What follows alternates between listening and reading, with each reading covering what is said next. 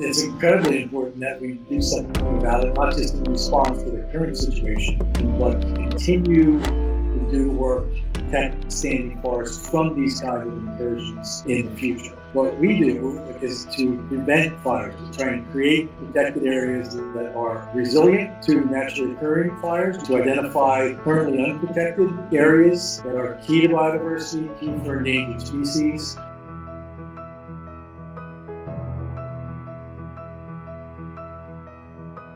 The response now that's been generated by people outraged over what they're observing in the Brazilian Amazon, hopefully is not just something that goes away with a short news cycle, but is something that is a call to action, not only to try and curtail the devastation that's occurring right now, but to prevent it from happening in the future. It all starts with awareness. When you feel helpless or when something outrages you, educate yourself.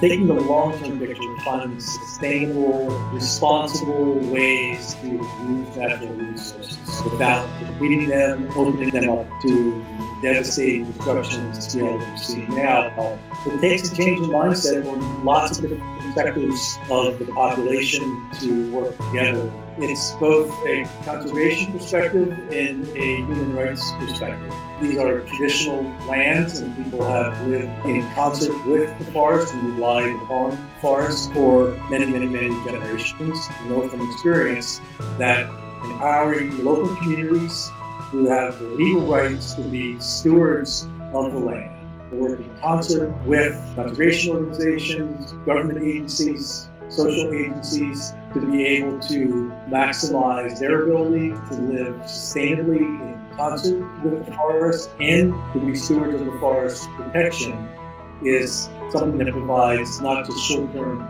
but long-term benefit for all affected people.